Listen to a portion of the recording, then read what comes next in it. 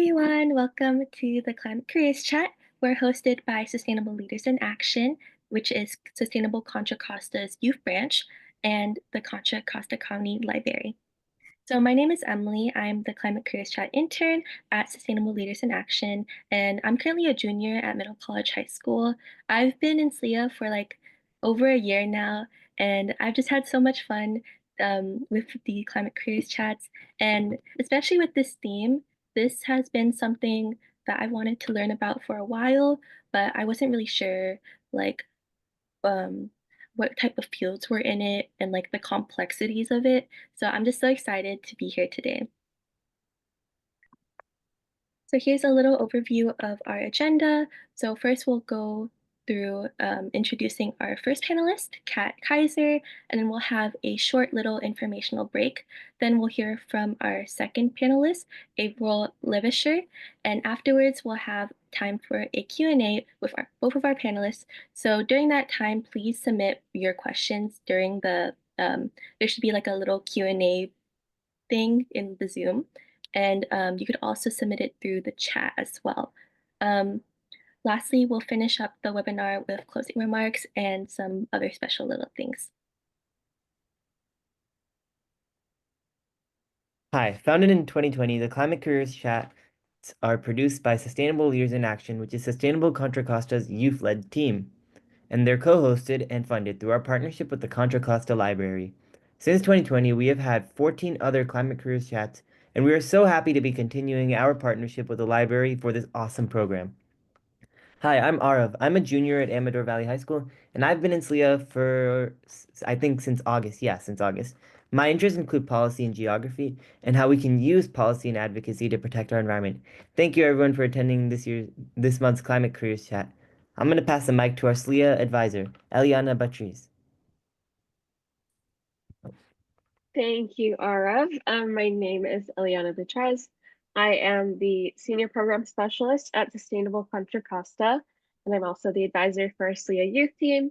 Some of the projects that I am working on right now have to do with air quality and clean energy, and we're super excited to see you all. Thank you for coming.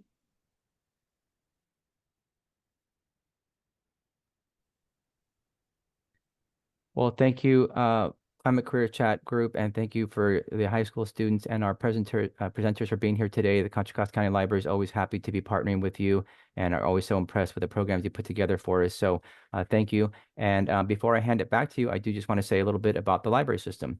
The Contra Costa County Library is happy to connect you with our resources, services, and materials at all 26 of our branches.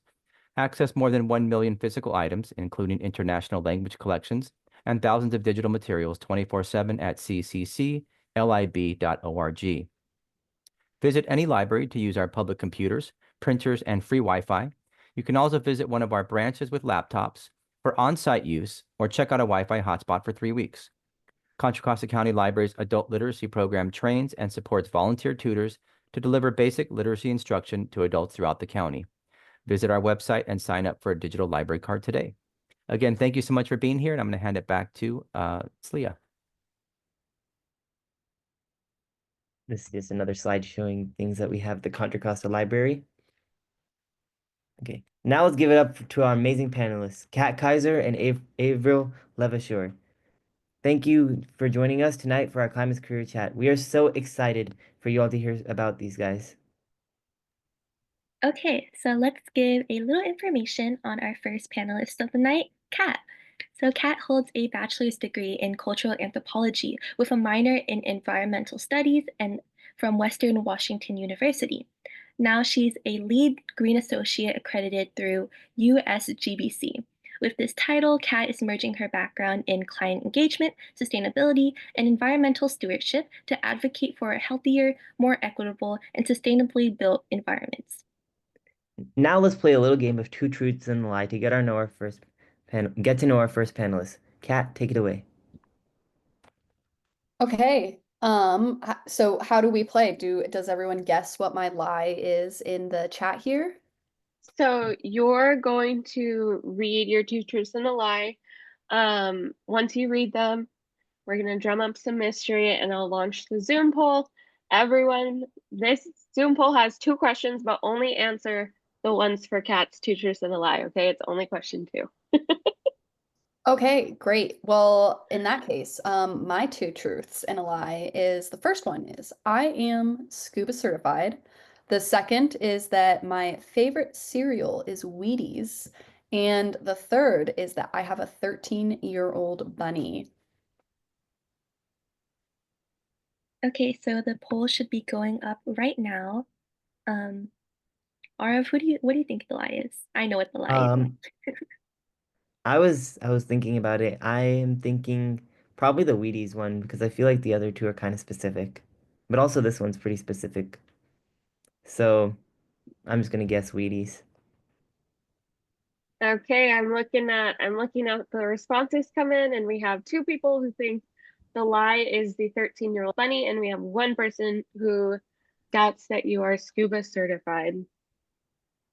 Well, I actually do not eat Wheaties. I have celiac disease, so I can't have anything with wheat in it. So that's like poison in a bowl for me. And I am indeed scuba certified through Patty. And I do have a 13-year-old bunny who has lived with me in 3 different states.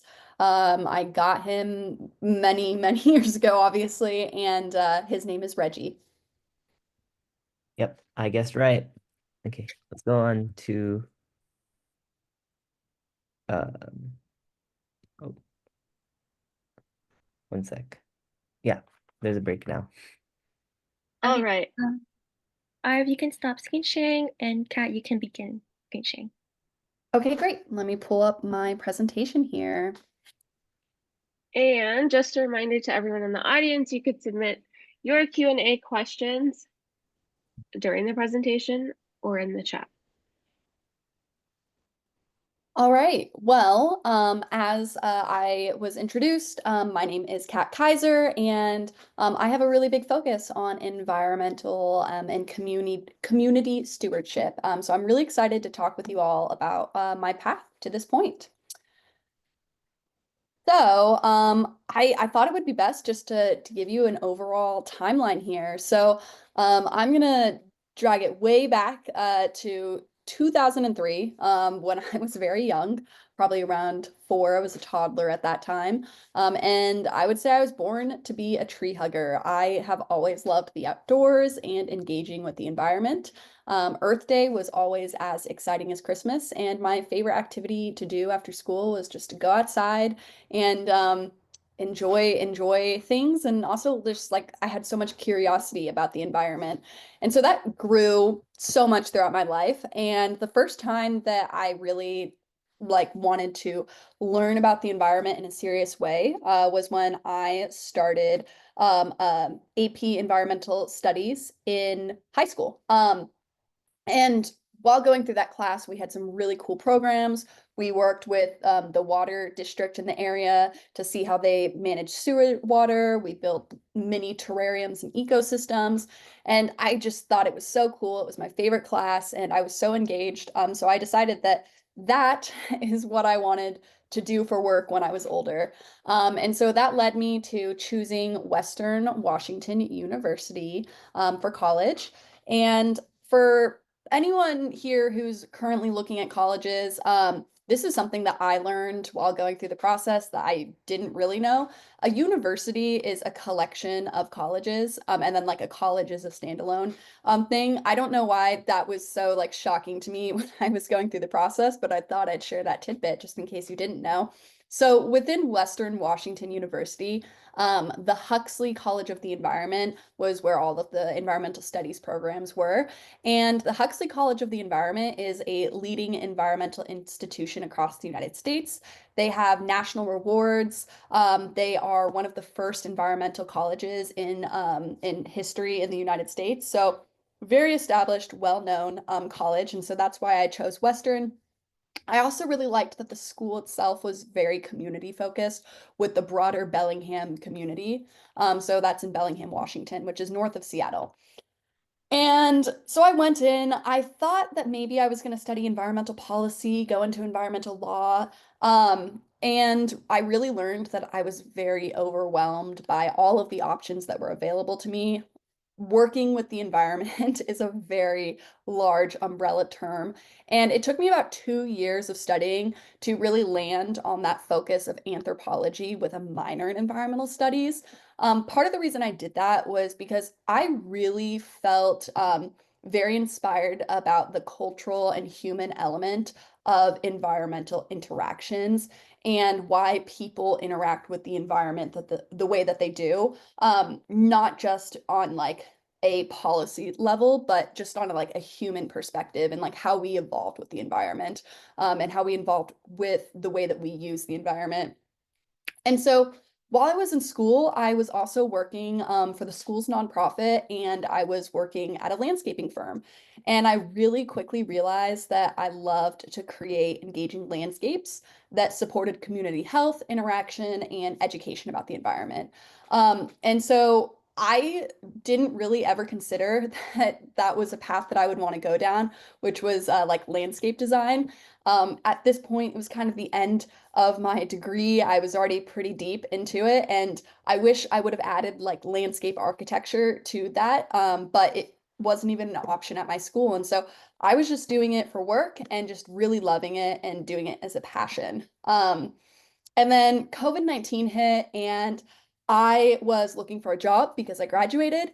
And really, the hiring market at that time was really hard. And so, a lot of the skills that I had gained as a manager in the landscaping firm and also at the nonprofit put me in a really good position to go into software sales. So completely different direction than what I thought I was gonna go into. So that kind of put me here where I wasn't really working with the environment anymore, but I decided that as long as I found roles that aligned with me culturally and professionally, that was going to be okay. Because honestly, I was pretty successful with my performance in software sales. And on the side, I was doing landscaping for my friends on the weekend, doing volunteer landscape design for the community, and also had my own community garden that I was working at and landscaping as well. So I kind of got the touch of what I was really passionate about. And so I really stuck with software sales for a while. I had a couple promotions during that time. And so I accepted that maybe that was going to be my career path and that my passion for the environment was just going to be um, something I did as a hobby on the side. But I was laid off in fall of 2024. And I felt like it was a push in the right direction. I really didn't want to go back into tech sales once that happened, just because, like, at the end of the day, I wasn't passionate about it, and I couldn't imagine like what my future career was going to look like. Like, I didn't want to continue moving up that corporate ladder. And so, while getting laid off is a really hard and stressful thing to go through, it did give me a lot of relief because I felt like it was a push in the right direction that I wasn't necessarily going to take by myself. So I took that extra time that I had, not having a job anymore, and I decided to leap back into a career with environmental impact and development. And at that time, I also became overwhelmed. Like there's a lot of options available out there. Like, where do I want to go with this? And so I kind of thought about my experiences, my education, what I really cared about, what mattered the most to me, and it was community and it was community engagement with the environment. And so I found a couple mentors in the area and I connected with 8 to 10 people, talked to them about their experience, their advice. And they kind of gave me some great guidance. Areas where I was considering going, I was able to cut out of my list. And so I was able to narrow down, like, okay, this is the career path I want to start on. And that's when I started studying to become a lead green associate and a sites accredited professional. And I joined the US Green Building Council nationally and also the local chapter here. And so while I was going through studying and getting those accreditations, I also got involved with nonprofits in the area that had sustainable missions in our community. And then also started presenting myself as a landscape designer to the local community here to pick up some small projects. And so I passed both of those tests. I am now a lead green associate and a sites accredited professional. I am working with the nonprofits, and I'm really just in a place where I'm developing my network and expanding my project portfolio as a designer of the landscape on real estate property. And then also hoping possibly to get involved with project management at a larger construction company moving forward. But it is an ever-changing journey, and I'm sure that my path is going to continue to have ups and downs and challenges, but it's going to evolve with me over the way. So I think for me, and do you all want me to stop for questions during the presentation, or are we waiting till afterwards? We'll have the Q&A portion afterwards, so you Okay, can. great. Great. So for me, these are like the biggest challenges and the tips that I have. So, if any, I want you to take anything away from what I'm talking about here today. It's that the path is not linear. What we think will happen rarely actually happens, whether it's life or you change your mind or you learn things that are different. Like sometimes stuff gets in the way. For example, COVID for me, and going into a completely different industry. And I think what really worked for me to coming back to this green building path is the fact that I had done some soul searching, and I always knew what I cared about and had always put my energy into it. And so even when I was not on the path of working in this industry, I was still landscaping for friends and putting my energy into getting involved with the environment. So it's okay if the path changes along the way. And also, it's okay if what you want changes. I think that it's all right if you go 3 years into one career and you say, like, hey, this actually isn't for me. Like, we are always learning. And when you're actually doing something, the experience is so much different than what you thought you were going to be doing. So I would say if what you want changes and you feel like you wasted time being committed to it, life is really, really long and it is okay to change your mind. And if you do, it's okay. And to be, and I would say encouraged to be courageous and figure out the path that gives you what you need and what you want, no matter what that is. And this doesn't just apply to your career, but honestly, any facet of life. Um, and then another really big challenge for me was just like the amount of options. The environmental sector is a huge, huge industry. There's so many different ways that you can get involved, whether it's STEM courses, whether it is business or politically. There are just 100+ different topics that you could specialize in, and it can be really overwhelming to pick what matters to you and where you want to go. I would say do that soul searching exercise, focus on where you want to make the biggest impact, and then find 1 to 2 mentors who share that goal and lead on them for like guidance on what classes you should take when you're in college, because what you learn there is really important. And then what to do for work is also there are 100 jobs to be done. And so there's so many opportunities for a variety of career paths within green building. So I think that it's really important to have a full understanding of what a career looks like in the day in, day out. So finding someone who actually does the job that you think you might want to do, reaching out to them and like asking them, like, what does your everyday look like? Is so important because you want to make sure that that makes sense for you. I ended up not going into environmental law and policy because I realized that I, one, didn't know if I wanted to go to law school. And then two, I really didn't love the idea of being at a desk job all day. And like when I was much younger, I thought that that was going to be awesome. And then when I thought about like what actually that is every day, it just didn't make sense for me. So like it's really important to know what is happening day in and day out. And then, yeah, just to give you an idea of like all of the different green building career paths, I am sharing this. I took it from the US Green Building Council's website. It's a little screenshot. I put the link down here. If you want to copy it, you can visit it, and each of these you can read a little bit more about. And it just gives you an idea of like the vast variety of options that are out there, whether it's green marketer, architect, acoustical engineer, civil engineer, public health professionals. Like there's just so many routes that you could go down. And I think that it's important just to like play to your strengths, find what you care about, find what your skills are, and like expand on those instead of trying to fit yourself into a box that you might not want to fit into. Yeah, and then am I okay on time? I was just going to talk a little bit more about lead and sites, but I want to make sure that I am leaving enough time for the rest of the program here. Yes, go ahead. Okay, great.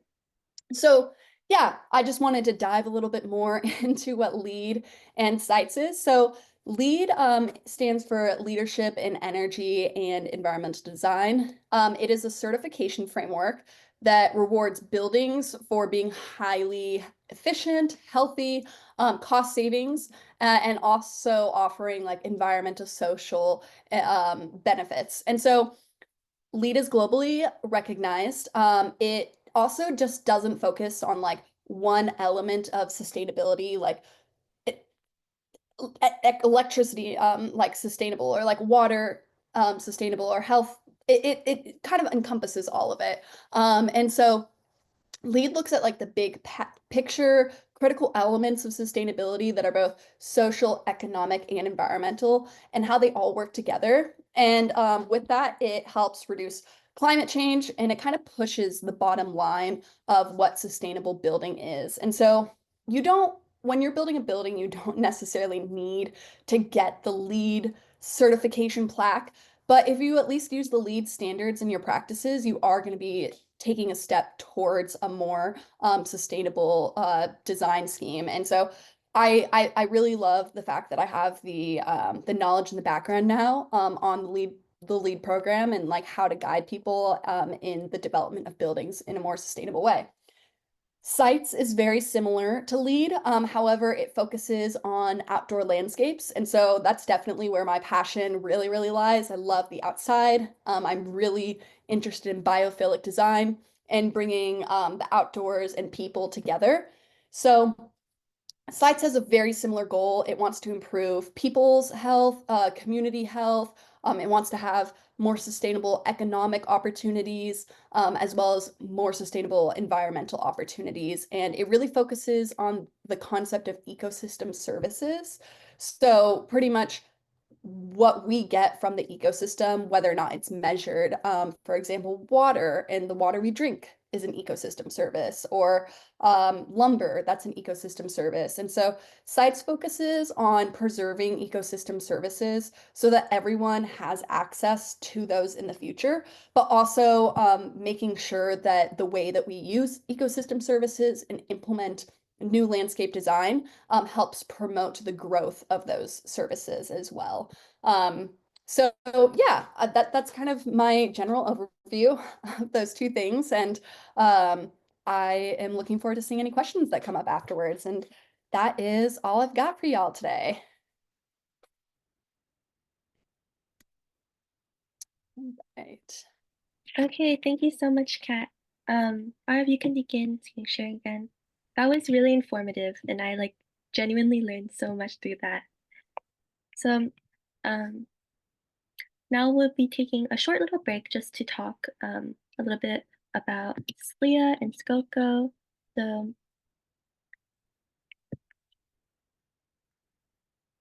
okay, I'm gonna pass this off to Arv now to speak a little bit more. So SLIA, which is Sustainable Leaders in Action, is the youth-led branch of an organization, Sustainable Contra Costa, which is a leading sustainability nonprofit serving Contra Costa County. At SLIA, we create the change we want to see in our communities by getting high school and college-age students who are passionate about the environment involved in innovative ways to raise awareness about sustainability. SLIA is like an environmental club, but it isn't connected to any one high school and is open to all in the region who want to spread sustainable solutions in our communities. In fact, you don't even have to be from Contra Costa County. I'm from Alameda County, but I still am part of SLIA, and I think you guys should all consider joining. Yeah, so a lot of our programs are ongoing, just like this Climate Careers Chat. Our goal is just to promote sustainable practices within our community to ensure a greener future and empower the next generation of activists.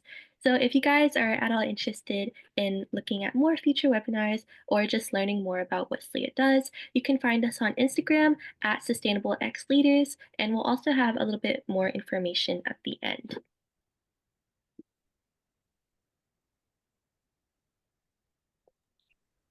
Speaking of ongoing projects, the Cleaner Contra Costa Challenge is one of Sustainable Contra Costa's main projects.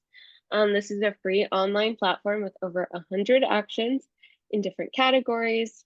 Examples of those are Be Energy Smart, Clean Energy Home, Shift Your Ride, Eat Green and Waste Less, Be Water Wise, Community and Learning, and Resilience. So lots of topics that you can choose from. And like I mentioned, this platform has over 100 actions, and each action is really cool because you are able to, there is a how-to guide and resources that are specific to where you live. So if you live in Martinez, you're going to see resources that are especially relevant to residents in Martinez. So that is a really great aspect of this platform. And there are different filters that you can apply to this, such as youth-friendly actions, how to get started on these sustainable actions, and what to do when you're hanging out at home. So how can you be sustainable while hanging out at home? The platform also lets you roughly estimate your household's carbon footprint. So that's really cool that when you mark these actions as complete, you can see your household's carbon footprint go down. Yeah, and you can find this challenge at cleanercontracosta.org. Okay, now let's move on to our second panelist, Avril Levasseur. Avril is a registered professional engineer who completed her graduate education at Stanford University. She strives to create more efficient buildings through creative design and rigorous analysis.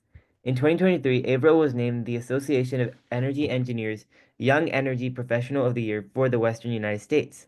She has worked on numerous decarbonized building projects, including a mass timber campus for a confidential tech client, and this included a large all-electric central plant and a microgrid system. Now it's time for Two Truths and a Lie. Great. Thank you so much for the intro, and thank you so much for having me. Really excited to be here. So my two truths and a lie are I have visited every continent, I play ice hockey, and I can juggle. So I'll let y'all guess which one's the lie.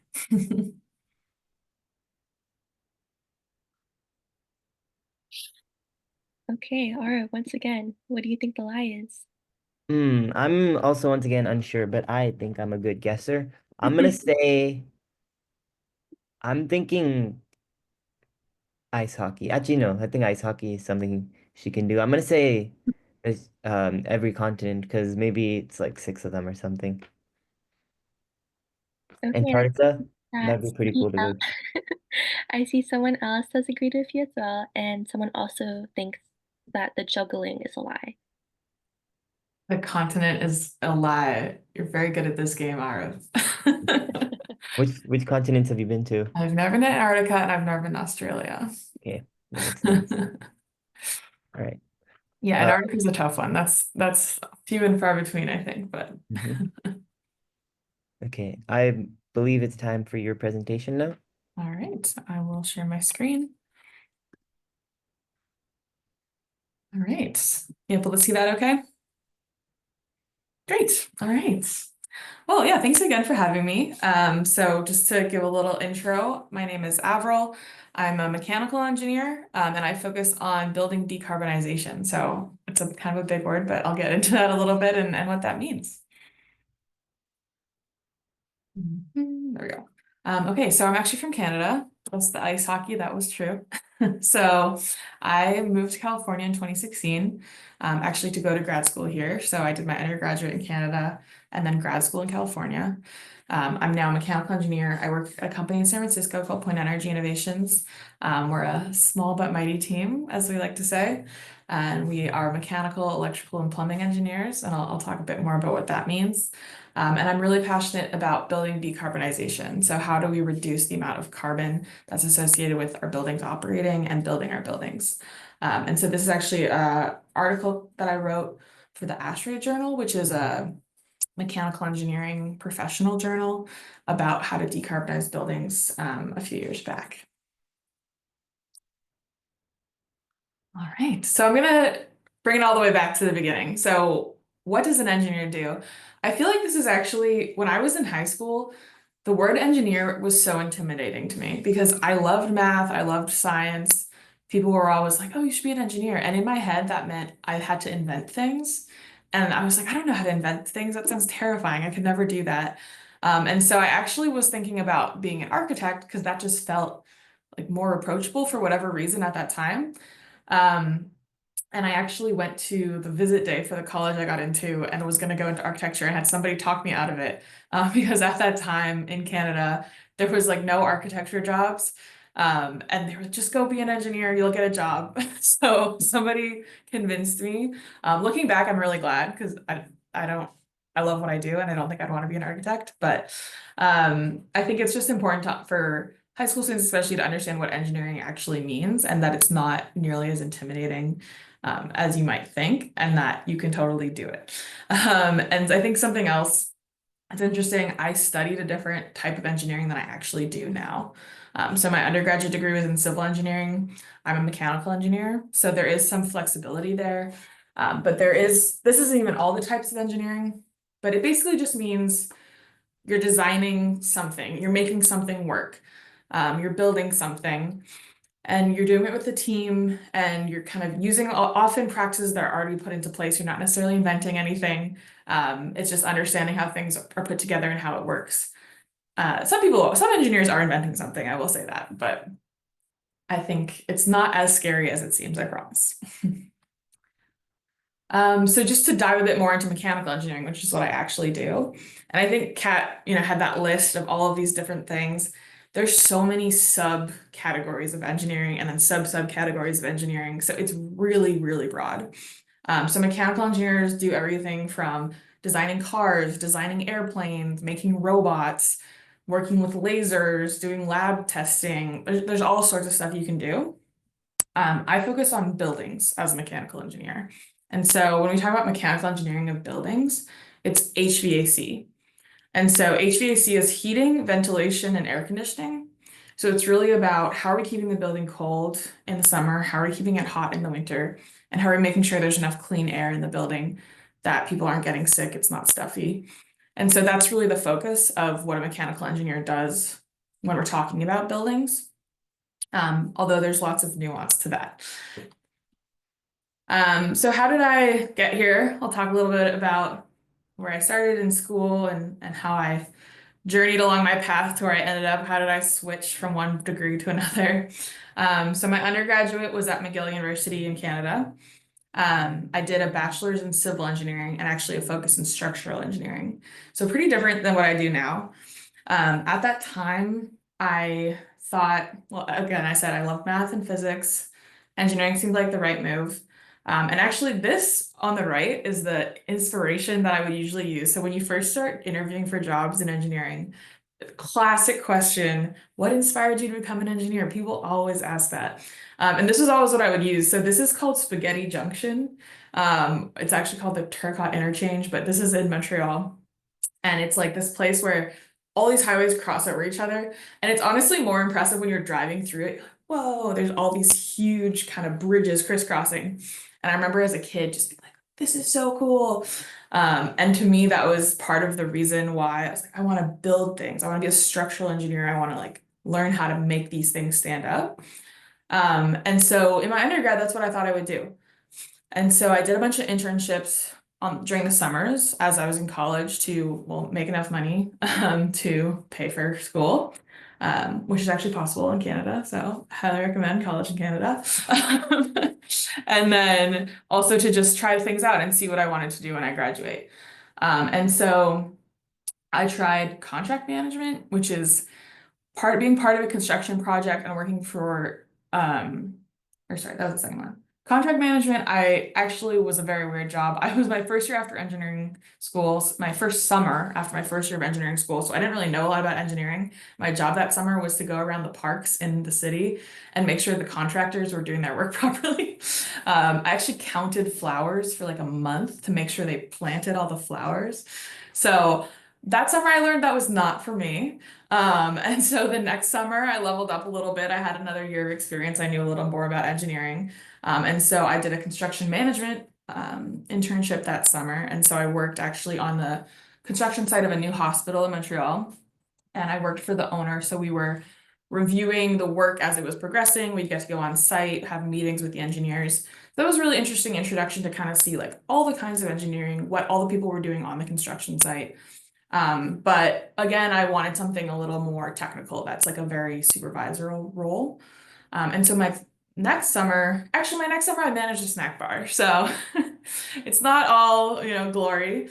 I had a really fun time that summer. I did a lot of like extracurricular stuff with school. And yeah, that was kind of my last summer. And then my final summer, I did a structural engineering internship. And so when I'm going into that, I was like, this is what I want to do. I finally made it. I got the job. This is great. This is gonna be the rest of my life. It was so boring. I really hated it. So that summer I worked for a mining engineering company designing like structural supports for aluminum processing plants, and I hated it. And I thought, I can't believe I just signed up to do this for the rest of my life. Luckily, as Kat was saying, you can change your mind. You don't have to do that thing. And so I pivoted. My first job, so I went back to school, I did one more semester, and then I got a job as a lead consultant. So as Kat was mentioning, so I was a lead consultant right out of undergrad, and I worked at that job only for about 8 months. And during that time, I realized I really wanted to work in sustainability, which is something that I was been interested in. And I realized being a structural engineer, it was harder to find a sustainability path, but being a lead consultant also wasn't what I wanted. It wasn't technical. It's not really an engineering role. And I felt like I wasn't challenged in that role. And that's when I decided to go to grad school. And so I thought, I want to focus more on sustainability. I don't have the background to really do anything more technical in sustainability beyond like lead consulting or some sort of sustainability consulting role. And so I decided I need more education. I don't know that grad school necessarily has to be for everybody, but in that instance where I had this really specific focus, this really specific vision of where I wanted to go, it was a really great move for me at that time. And so I did this degree at Stanford called Sustainable Design and Construction. Actually, it is a civil engineering degree, so it was still civil engineering. But the reason I went is because there was a focus. You could do this degree in sustainable design with a focus on structures. And so in my mind, I had this vision of combining my loves of structural engineering and sustainability into one thing. Interestingly, during that time at Stanford, I realized it's really hard to combine those things. So as a structural engineer, the only major impact you're going to have on the sustainability of the building is really if it's going to be a wood building instead of steel or concrete. It's a lot less carbon. Or, you can make your building more efficient. There's things you can do, but ultimately it's not core to your job. And I feel like I really wanted something that was really core sustainability. And so during that time, I actually transferred my focus during my degree into an energy track and learned the skills I would need to be a mechanical engineer instead. And to me, mechanical engineering was actually the way to really impact the sustainability of buildings. There are other ways, but for me, that felt like the right move and the right vision. So that's how I landed where I am now. So I work for a company called Point Energy Innovations. We're what's called an MEP consultant. So MEP is mechanical, electrical, and plumbing. So we have all of those types of engineers who work for us. And we work together as a team on a building to provide the HVAC that I was describing earlier, the plumbing system, so cold water, hot water throughout buildings, as well as the electrical engineering. So the electricity for the building, the lighting, the plugs, everything. And so we provide those services and design buildings with a team of engineers and architects. So there's architects who are actually deciding what the building's going to look like, how it's going to be laid out. There's civil engineers who are working on the structure of the building, on the ground below the building. There's lighting engineers who design the lighting systems. There's a whole big team of people that go into building a building. And we're just one piece of that. And so I've thrown in a few flashy pictures here of some of the fun stuff I've gotten to do over the years. And so I think my favorite part of the job is the creativity of it and getting to really see your vision come to life. So going from just drawing something out on a piece of paper to getting to like go to these really cool places and these really cool buildings and see it done in there. And that's really, really exciting to me.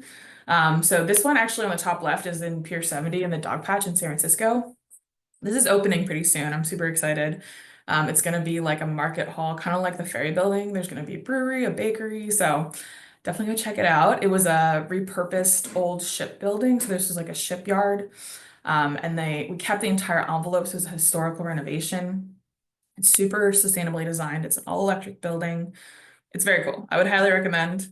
I've done projects for different tech clients in the Bay Area. This project was actually for Montana State University. So this was a net zero building on their campus. You can see all the solar on the roof. Also this giant feather that the architect really insisted on. So kind of a fun one. So this is kind of the like flashy, cool version of what I get to do. But I wanted to also share like, what is it that I'm really doing? So this is just like a few screenshots. These are super detailed, but I just kind of wanted to give a quick, like, this is what my day looks like. I literally drew this week and was like sitting down working on where are the ductwork going to go. So this is for a new middle school in Arkansas, actually. So this is like, where are the ducts going to go? Where's the air going to come out? How is the air going to go back to the roof? So this is like, get down to this level on some days. Other days it's a little more high level. So this is actually that building, the Pier 70 building that I just showed a picture of. This is what are the mechanical systems in there? How is the building operating? So the different pieces, this is sort of like a overview. So we would actually, pick these pieces. How big are they going to be? Where do they need to be? How do we lay it out to make that work, to make the building comfortable and to make it operate properly? And then we also do stuff like look at how much energy a building's going to use. And so this one down in the bottom here is actually part of the job I really like, which is collaborating with architects, especially at an early phase of a project, to try to figure out how do we make our building as sustainable as we can. So this was an analysis I did where the architect had a few different ideas for the shape of the building. And I actually created a model that could analyze how much energy the building would use if it's in these different shapes. And so you can see on these bars, different shapes have more cooling. So blue means it takes more energy to keep it cool. Red takes more energy to keep it hot. And then yellow is more or less energy for lights. And so the shape of the building affects all those things. So I get to work with architects, give them feedback and try to figure out what's the best shape for this building to make it as efficient as possible. So just a couple snapshots into the life. There's lots of other stuff going on, but this is more like the work that happens behind the scenes to get to that, pretty building at the end. Okay, so I'm gonna do a little, this is like more lecturing. I teach a lot, so I can resist a little bit of like instructional content here about building decarbonization, why that's really important to me and why it should be really important to you. And so I didn't know this for a long time, but buildings actually account for 40% of greenhouse gas emissions in the US. And so that's both how much carbon is emitted when building a building, so making all the materials that go into it. Steel and concrete especially are materials that use a ton of energy to make. And so a lot of carbon emissions are associated with making steel and concrete, which is a big part of what buildings are made of. And then it also includes the carbon that's emitted when buildings are operating. So if we're burning gas to make electricity, if we're burning gas in the building to heat the building in a furnace, all of those things are accounted for, and it's 40% of total emissions. So it's really super important. And I think working in this field is super impactful. And it's something that drives me, just knowing that I get to have this impact on carbon emissions and hopefully making a difference. And just quick science here. I'm sure you guys have probably seen some of this kind of stuff in chemistry class, but when we're combusting gas, that CO2 that comes out of the gas combustion, that is what we're talking about when we're talking about operational emissions from a building. So when we're heating a building with a furnace, all this CO2 is coming out, contributing to climate change. Just a little Little science moment there. Another thing that's really important to me and drives me in this is the environmental justice aspect of building decarbonization. So Black communities bear a disproportionate burden of fossil fuel impacts. Black children actually have 2 times the asthma rates as white children, and are 75% more likely to live in fence line communities, so communities that are close to petroleum or natural gas plants. And so the less carbon we're burning, the less fossil fuel we're burning, the cleaner we're making our air, the better impact this is having on everyone, and on environmental justice. And so that really drives me as well and is an important part of what I do. And so how do we actually get rid of that carbon that's coming from our buildings? So building decarbonization essentially is 3 steps to me. So first, we make a building as efficient as possible. So we want to reduce the amount of energy our building's going to need to be able to operate properly. And then once we've reduced that as much as we can, we want to make it all electric. So by taking out the gas that we have in the building, so not using a furnace with gas, not heating water with gas, we can make it all electric. And then once our building is all electric, then we can decarbonize by using renewable energy. And so electricity can be provided without any carbon emissions if we're getting electricity from PV panels, from wind, from other renewable energy. And so to get to that final decarbonized step, you first have to make it completely electric and take all the gas out of it. So those are kind of the 3 steps that we take in order to get to that final decarbonized building. A heat pump is something that's really important. I just want to quickly show this because I feel like even adults that I talk to, even in my field, are like, what is a heat pump? So I think this is really important. It's a really critical part of how we're going to decarbonize all these buildings. So a lot of you probably have an air conditioner at home, and there might be like a box outside that maybe makes a noise, there's a fan in it, and then it keeps the house cold. And so that's basically just running refrigerant from that box into your house, and it moves heat out of your house. A heat pump is the exact same thing, but it just can go both directions. So it can move heat out of your house or it can move heat into your house. And it operates really efficiently. It's much more efficient than a natural gas furnace. And it's completely electric. So if you use PVs or wind energy to power that, there's absolutely no carbon emissions associated with the operation of that. So if you remember nothing else from this, remember heat pumps. I think you'll hear more and more about it, and this is really the future now. So this is kind of how not all buildings, but most buildings are getting built and should be getting built at this point. And luckily, a lot of grids are going carbon free. So in certain places, like in Washington, for example, where Kat went to school, the grid is already carbon free. So if you put in a heat pump instead of a boiler in your house in Washington, you have 100% carbon free energy and operation. So that's really exciting. And a lot of states have committed to doing that as well. So California has committed to 2050, I think actually 2045 now, carbon free electricity. So a lot of places soon, as soon as you have an all electric building, you'll have a completely carbon free building. So really exciting developments. And this is totally possible. And this is kind of what I do all day, and what keeps me going is knowing that, you know, we're driving towards this goal, we're helping the climate, and we're trying to make this happen. So that is the end of my presentation. Okay, thank you so much. That's wonderful. We'll now be moving on to our Q&A portion. So you guys can now submit some questions in the Q&A portion on the Zoom. And also mention whether it's to Kat, Avril, or both of them. So I already see that we have 2 questions. So I believe this one is for Kat. Do you have a volunteer or landscaping project that you are most proud of or was most memorable? Yeah, I'll give 3. So, when I was actually working at a landscaping firm, I was a crew manager for a 10-acre Japanese garden, up in Bellingham, Washington, near Toad Lake. And it was just like a beautiful property, but the whole thing was landscaped. And so definitely a lot of work, and we didn't have a huge crew. And so being able to manage the operations of people running in a cycle through the property, it was pretty much once you hit one part of the property and move to the next, you're going to have to go back to the one part once you're done, was cool.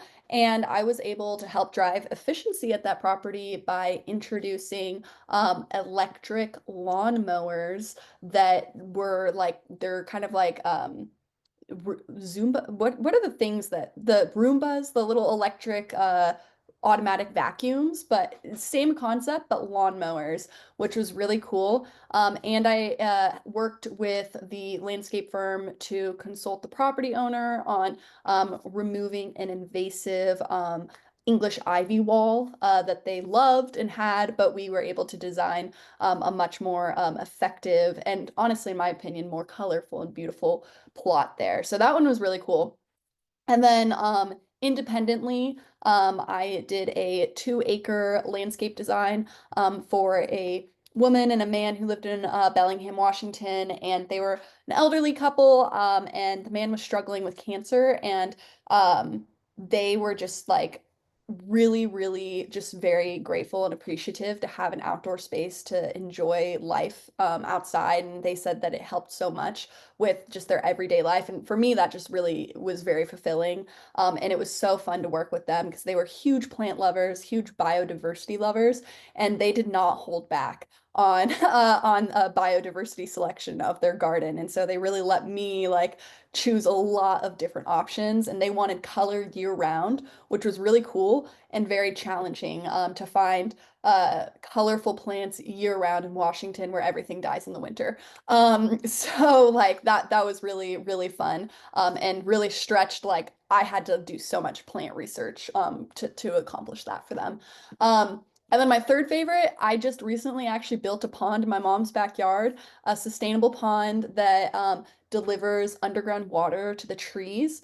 So when it's really hot out, it drains into an irrigation system just 2 inches from the pond surface, which would be like the warmest water, not really great for the fish. So you drain the warm water out, and that water also has like nitrates in it, which are really good for the plants that are around. And so it drains into an underground irrigation system and waters the trees. So super fun. And also, I got a bunch of fish for it.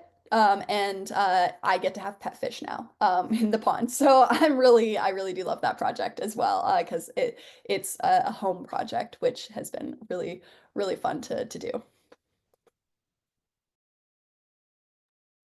That sounds amazing. I want that. Do you want to read out the next question? Yeah, sure. I believe this one was also directed towards Kat. It's could you share more about your day-to-day work, what your day-to-day work looks like? Yeah, so right now where I'm at is I'm still kind of working independently. I don't have a specific job. My goal is to also get my construction project management certification so that I can go into project management and give consulting and like administration for sustainable projects on a higher level, coordinating things from the building skin out plus the design on the inside. And finding contractors that will help fulfill those needs for lead and sites projects. So part of my job is really just building my network and looking for those roles. So that's I spend quite a few hours a day just like networking and expanding my path, but I also am doing a lot of independent landscaping design work. So I would say I probably spend, depending on the project scope, I could be helping people budget for projects, looking up the where they could get projects for the best source within their range. Material sourcing is something that's really hard for a lot of people, especially if they want to do it in a sustainable way. And if you're doing hardscaping, for sure, it can be much harder. Like, where's the soil coming from? Where's the rocks coming from? And then also helping people identify contractors that can help them. And then, of course, then creating the designs. And so working with people, I would say my job is very people oriented. And I'm just spending a lot of time having conversations with people about like what they want and then translating that into actual the actual tangible visual elements in their yards. And so that's where my day-to-day work is. And I'm spending a lot of time doing a lot of volunteering here in the area as well. Okay, wonderful. Avril, could you share more about your work for environmental justice? Are most of your decarbonized projects in economically disadvantaged areas? Yeah, thanks for the question. Okay, so there's two parts of my work that I think I get to address environmental justice. So one is with some projects we are working on. So it's not every project, but I'm really passionate about it when it is. So we've gotten to do affordable housing in Oakland. I'm currently working on a community center electrification project in Oakland that has been just so much fun. We're building classrooms for a daycare. We've gotten to do actually right now working in Santa Cruz on educator housing. So the school board is actually making housing for educators who live in the area so they can afford to live close to their school district. So I think that kind of project really keeps me going, keeps me really motivated and being able to have that kind of impact. The other part of that environmental justice work is actually through a program that I helped run for many years called the Stanford Building Decarbonization Learning Accelerator. And so we created a huge supply of teaching materials for professors to use to teach building decarbonization to their students. And a big part of that initiative was working directly with HBCUs, so historically Black colleges and universities across the US, and bringing that material right to them. And so empowering the people who are most impacted by these things to be able to make a difference and be able to help their own communities. And so I've co-taught classes at Howard University. I've visited several of the HBCUs. I've done a lot of guest lecturing and worked with a lot of their professors. We helped teach what's the word for like the final project in the engineering capstone project? There's the word at NCA&T a few years ago. And so that's kind of the other side of the social justice work that I've been able to do in the field. Yeah. Thank you so much, Avril. I'm gonna ask a question to Kat now. What would you have done if you didn't go into something environmental aside from what you were doing previously? Um, well, honestly, like I had mentioned, I have a really big interest in like culture. I did get my degree in cultural anthropology with a minor in environmental studies. And so I think museology is really cool. And so that's pretty much the like the curation of museum items, how museums are laid out. I guess there is a lot of design design involved in that, but also like the preservation of historic artifacts. That's something that I thought was cool, but honestly, most of everything that I studied in school was really geared towards the environment.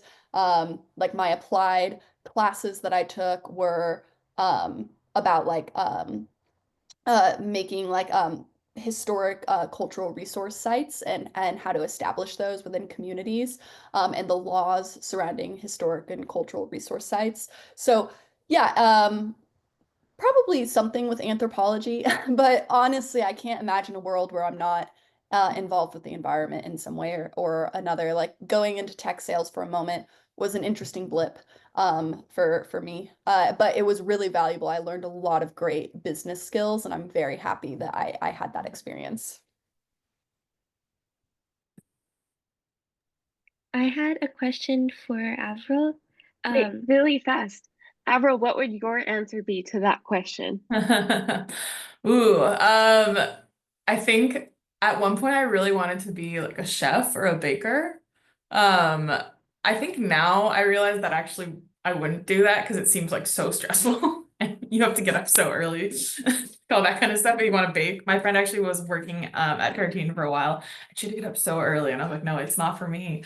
But I love to cook and bake as a hobby, so I'm kind of glad I kept it that way. But there was a time in my life where it might have happened.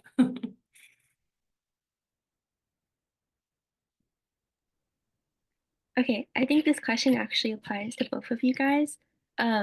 How does like your degree intertwine with like your current career path, and like also how does it differ? Avril, you can start. Sure. Yeah, I mean, I think as I was saying, I studied structural engineering, and so I'm not really doing that, but it is helpful. It's still buildings, right? So I've always been in and around infrastructure buildings to some capacity.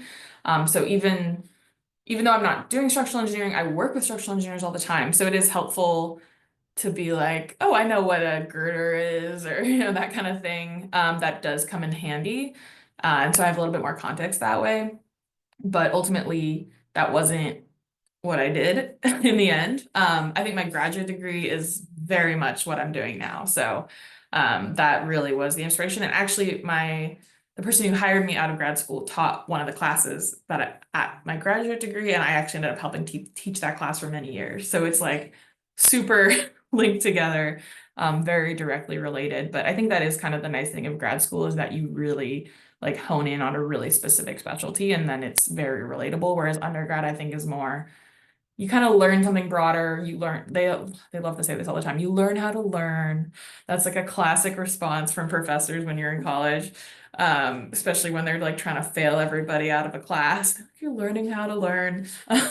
But I think it's a growth period. I think you learn a lot and you learn what's out there. Sorry, that was a little meandering, but hopefully that answered the question. Avril, I love that you said that, because I mean, honestly, my answer would have gone in that direction. Because I feel like getting a degree in anthropology, like anthropology looks at a lot of complex systems and how they all interconnect with each other, and like it kind of gives you a better understanding of how to intersect all of those complex thoughts to come up with like a thesis or a result. And so, yeah, I learned how to look at the world in a very qualitative and quantitative analytical way with that anthropology degree. And I think that it really helped me with a skill of like taking a really high level, big picture look at how multiple factors might be involved in a project. Environmental studies and what I learned there was all much more specific to what I do now. I mean, I took a lot of courses on environmental policy. I took courses on ecology. I took courses on geography. I took GIS courses. So all of those are like actually courses that I could apply to what I would be doing in the field. And I think what I really love is the environmental studies and environmental science is different, because science really focuses on like the science behind the environment, and studies is like more down that cultural path and how people interact with it. And so yeah, I think that was really interesting to learn like what our culture with the environment is and how we interact with the environment, and how that's been something that's been developed over hundreds of years of like environmental interaction in the United States and policy. And so yeah, I think that's very applicable to what I do. But as Avril mentioned, it's more like you learn how to learn. I think that's what my anthropology degree really gave me was like it gave me a skill that I can apply anywhere in the world. Mhm. That's great to hear. We I have have another a question. follow-up question for that one. I saw the one in there and it's a little different, but um, you two were talking about how you had jobs that didn't necessarily have to do with your current, right, your current where you are now. Uh, how did you figure out how to leverage your skills from what you had worked on and apply that to other fields? Because I think that's something that, right, like you go to school, you think you're going to, um, you know, you think you're going to be in that field, and then you're like, oh, wait, I actually know how to do this other thing. So, how do you get there? Hmm.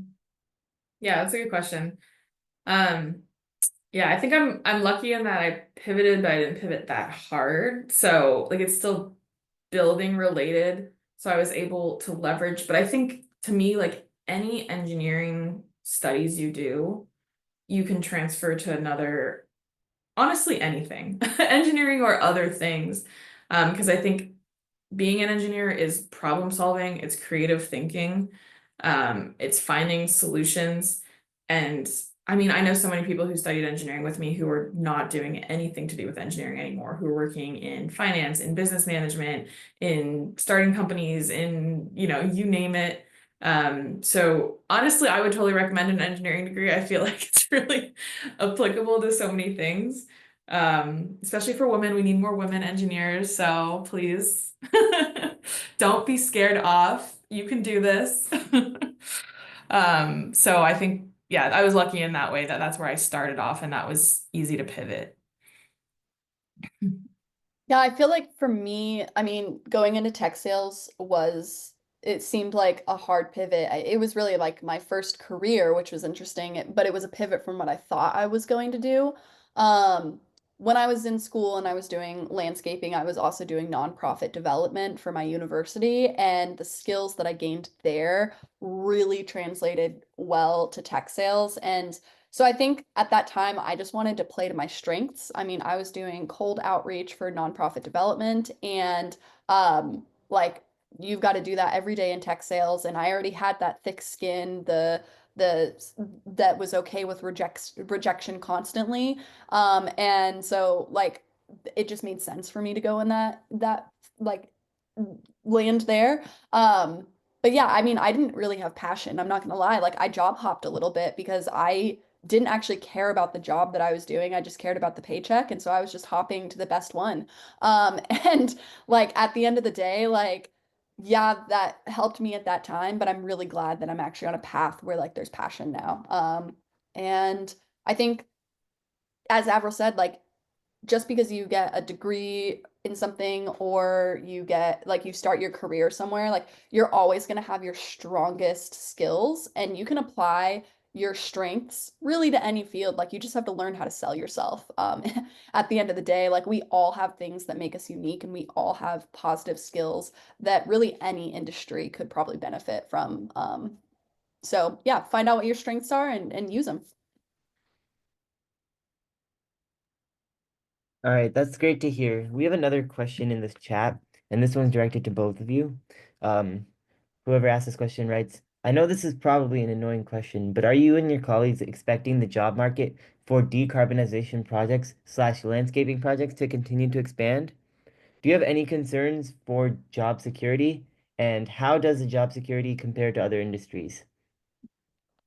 Not an annoying question at all, a very valid question. I have high hopes for the decarbonization industry. I think it's will do nothing but grow. I feel like this is kind of the issue of our time, really, is climate change, and decarbonizing buildings is a huge part of that. And so we're really just at the beginning. Like this is actually a real kind of a niche specialty. I mean, it's getting bigger and bigger, but it's not everybody who knows how to do this. And so if you can educate yourself in this field, I think the job prospects are great. Construction in general has had a rough few years post-COVID, high interest rate. There's not a lot happening, but it's turning around right now. Things are really picking up. The next 4 years or so might be a little harder in this general sustainability field. But I have very high hopes for after that. And hopefully, there's funding available for green building, for renewable energy projects. I mean, this is the future. This is the way things are going. And I personally don't have any job security concerns at all. So I would highly recommend it.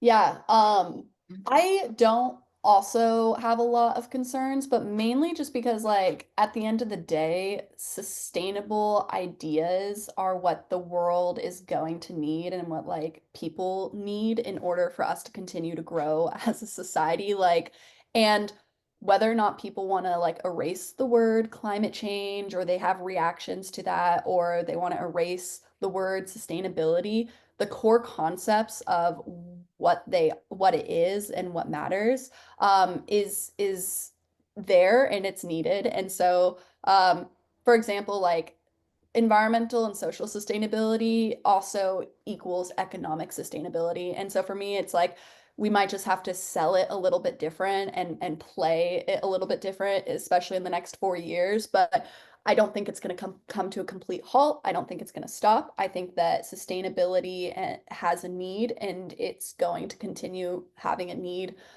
for society if we want to like expand and grow. And so yeah, I'm not worried about that. Maybe we're going to have to use some different words to describe the goals, but I'll have a secret agenda in what I'm trying to accomplish. When it comes to like independent landscaping projects, I do sometimes worry about that. I mean, when I'm sourcing my own independent projects, like it's really has to do with the economy. Do people actually have money to spend on their landscapes? Like that's not like the first thing that they make on their priorities.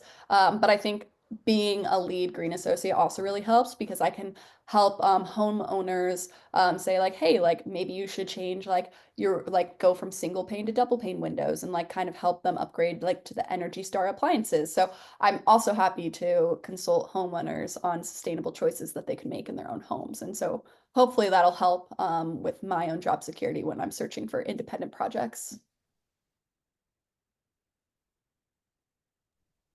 Yeah, thank you guys.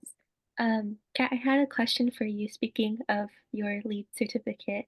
Um, I know you talked a little bit about how like it um applied to like buildings, but I was wondering for like your certification specifically for both leads and sites, like which were harder and like how do they differ from one another?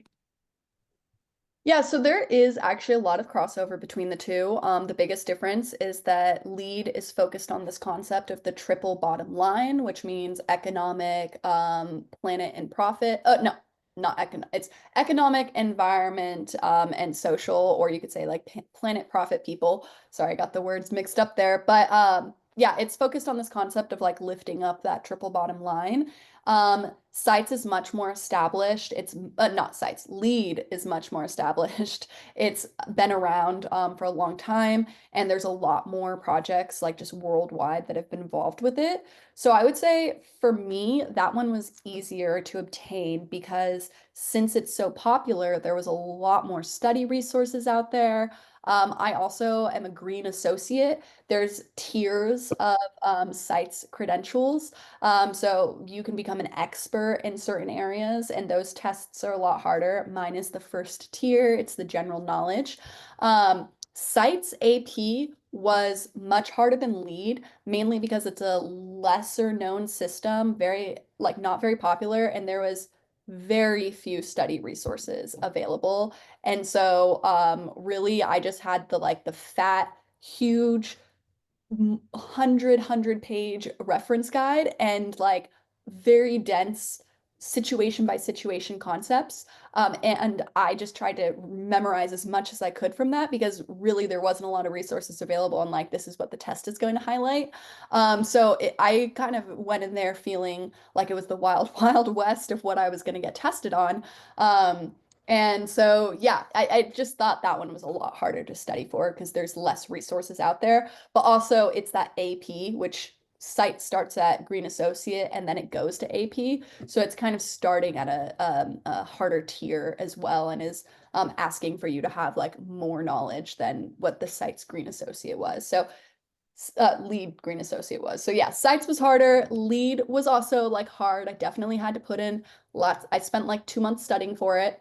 Yeah, I mean there's a lot of crossover between the two, and I would recommend anyone who wants to go into green building to take a look at those systems and see if they're interested in getting credentials there.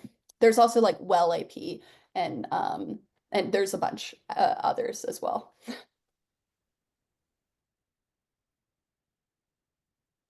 All right, thank you so much. This is a question that I'm just kind of curious about what goes into engineering. How much math, science, math, chemistry, physics, things like that is involved in the day-to-day life of an engineer? Because I hear those are Yeah. subjects you really need to do well in, apparently, to do an engineering. You know, shockingly little.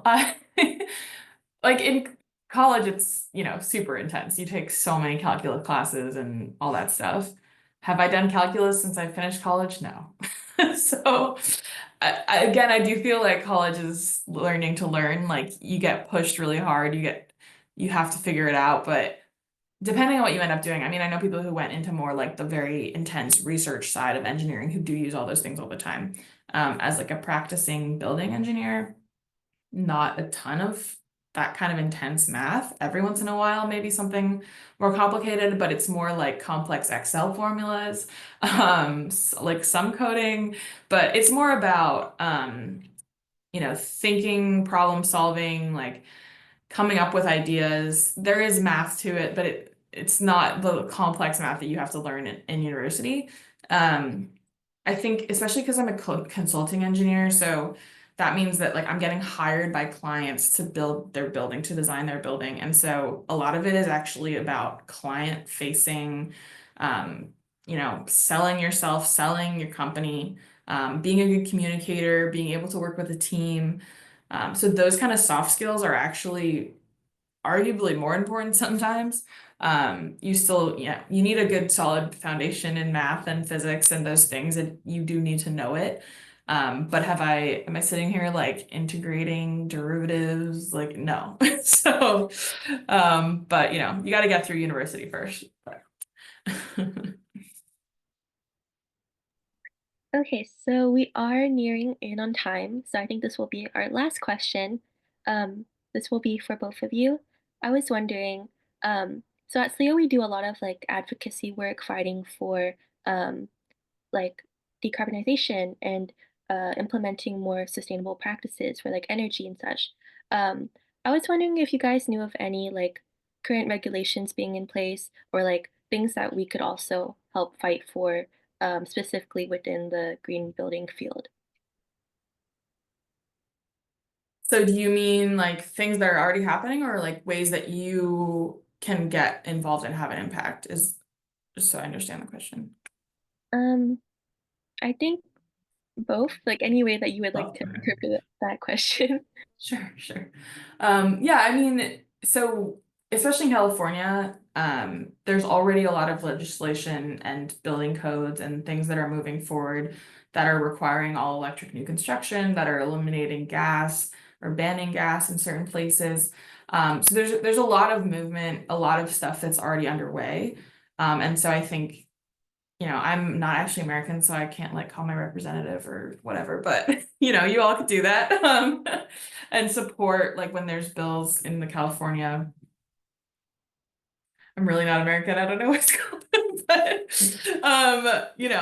but push those kinds of bills forward, those kinds of initiatives forward in your own city. So there's local initiatives, things like that. And I think honestly, education for me is really important and I think so helpful. So even, you all know what a heat pump is now. Go tell 5 people what a heat pump is. And if your parents are getting a new furnace, tell them don't get a furnace, you should get a heat pump. Like just spreading that kind of word and making it more part of the vernacular and just things that people know is so critical. Like that's the most important thing, to just make sure people understand how important this is and that they could do it in their own house. Hopefully that answers your question, but Yeah, on my end, something that's like really just like I like got grinded my gears in the last like couple of months. Coming from Oregon and coming from Washington, there are like Oregon and Washington, the state's development, just like culturally, and the cities that were developed were for environmental resource extraction, specifically lumber. So like flora and fauna care has always been a really big part of like the environmental policy that's been in place there. Moving back to here, I realized that that's like not necessarily the case. And so there are a lot of laws in Washington that prevent certain invasive species from being able to be sold or put into people's landscaping. It's illegal. I've been going to a lot of landscape stores here, and I'm seeing so many invasive species being sold. And there, like millions and millions of taxpayer dollars go into like repairing our landscapes and our public spaces because of invasive species.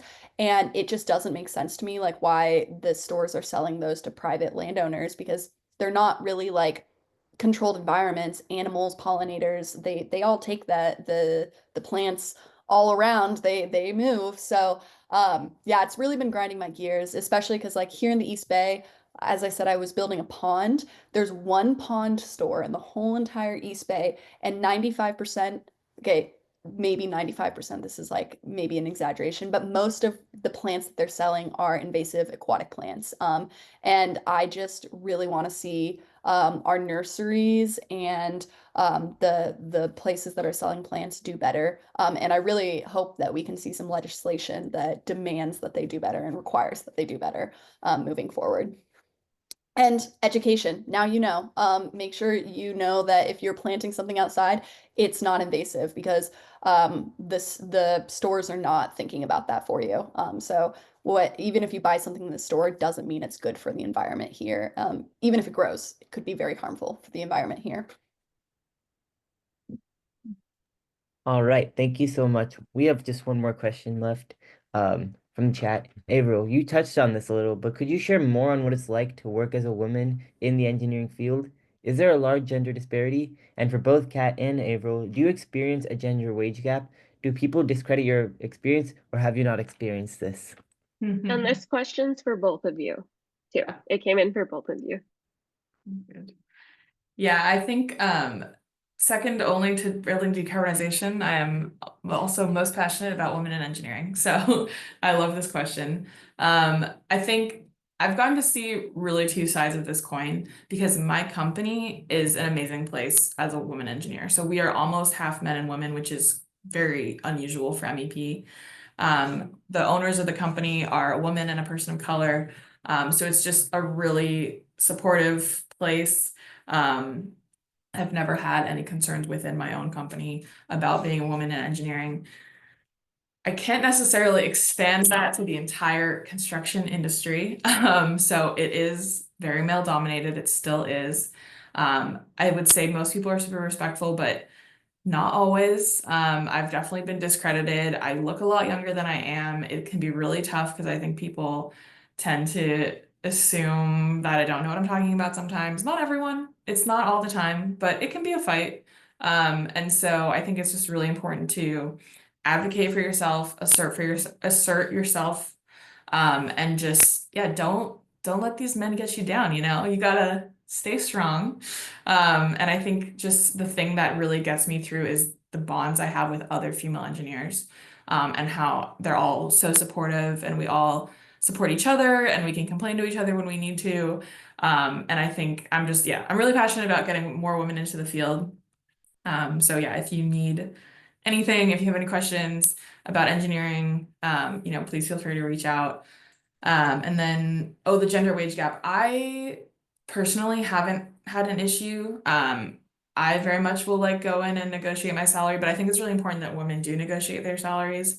Like I've had male friends who are like, this is what they offered me. I'm gonna ask for double. And I'm like, where do you get this confidence? Like, so I feel like it's so important to negotiate. Anytime you ever get a job offer, negotiate the salary, like never take what they offer you. And it's especially important for women to do that. Because listen, the men are doing it. So don't sleep on that. I'm serious. But yeah, I think it can be equally supportive, but sometimes disheartening. But it's just, I hope that maybe by the time you guys finish university, there will be more women and this won't be as much of an issue. And I think it gets better all the time. So I don't want to be discouraging at all. But a few weeks ago, I wasn't in a meeting where there was more men named Jeff than there were women there. So, it's not always a win, but. Yeah, I feel like that could be said for really like most industries. When I was in tech, yes, like there was, I definitely got discredited. And I did experience like wage gap issues. My solution for that is like I talk openly about how much money I make, with all people, because I think it's really important to have transparency. Not everyone's going to be open with that, and I always do ask like, oh, are you comfortable with sharing it? But I've definitely realized that I was being severely underpaid compared to some of my lesser experienced coworkers who were men for no good reason. And like I would have never known that if I didn't open those conversations. And so yeah, I'm pretty bullheaded with talking about salary and wages. And I absolutely second what Avril says. Negotiate. When you're offered a job, they have a range of how much they're going to pay, and they always will start with the lowest part of that range. So there is always room to expand. And if they're offering you a job, that means that they see value in you over anyone else. And just because you're gonna ask for more is not going to change the fact that they think you're valuable. So yeah, always negotiate. My skills in landscaping and like my ability definitely gets discredited as like a woman who's young, who is honestly kind of small. People expect me to be more of like a gardener than like actually someone who can like design paths and like put down flagstones and like build a pond. And so, yeah, I always have to tell people like, oh yeah, like my skills expand into hardscaping, not just softscaping. And it's really interesting. I'm doing a lot of like volunteer projects, whether it's planting trees, trail restoration with a bunch of different nonprofits. Every single time I go to one of these events, someone mansplains to me how to use a shovel, which is like, I know how to use a shovel. It is without fail, I will always have someone tell me how to use a shovel before they've even seen me use a shovel. And usually, often, the techniques that they're showing are not correct for the task that is at hand, or they'll pick the wrong shovel. And it's just very funny to me how that happens in this field. So yeah, it exists, but just be confident, trust in yourself, know that you deserve a seat at the table, and like yeah, you do, and don't let the industry get you down. Like you got to push for change. And Definitely. the more women who are there, the less opportunity there is for that kind of thing to happen. So I feel like it's only going to continue to improve. Absolutely. Wow, thank you guys. I think that was such impactful question. And I think with this climate careers chat and having like two women present, it's just so wonderful to see. And I think it really goes to show how the industry is progressing. And like Ava says, hopefully one day we'll have a world where, instances like this don't happen no more. We don't get mansplained no more. um, but moving on, could you please screen share again?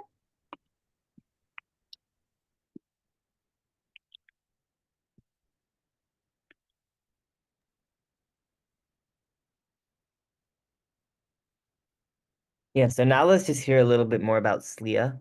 Are you guys interested in sustainability and or getting involved with your community? How about graphic design, public speaking, fundraising, policy, or even internships? If so, SLIA might be a good place for you. Follow SLIA at these accounts on Instagram. And for more info, you can email us. And I highly recommend that you join. I've had a really fun time here, and I think Emily can say the same. Thank you guys. Yeah, for sure. And we'll be having a spring recruitment event sometime in April. We don't have a confirmed date yet, but take just keep a lookout on Instagram. We'll have more information. I want to give a huge thank you to our panelists, Kat and Avril, for sharing their journeys with us. If you guys are at all interested in SCOCO, SLIA, or anything related to this, please let us know. And feel free to reach out to our panelists as well for more information. And with that, we'll see you guys at the next Climate Careers Chat. Thank you, everybody, so much for listening and joining. Thank you so much And for then joining us. This thank was a lot you. of And fun. then thank you to the library. Thank you to our panelists for coming. Your advice is really great. And I really, like Emily said, I really enjoyed having two female speakers, especially in what sounds like such a male dominated field, and really being able to understand what this field means. So both of your explanations of like what kind of work you do, what your day-to-day looks like was so helpful. So thank you. Absolutely. Thank you. Thank you, everyone.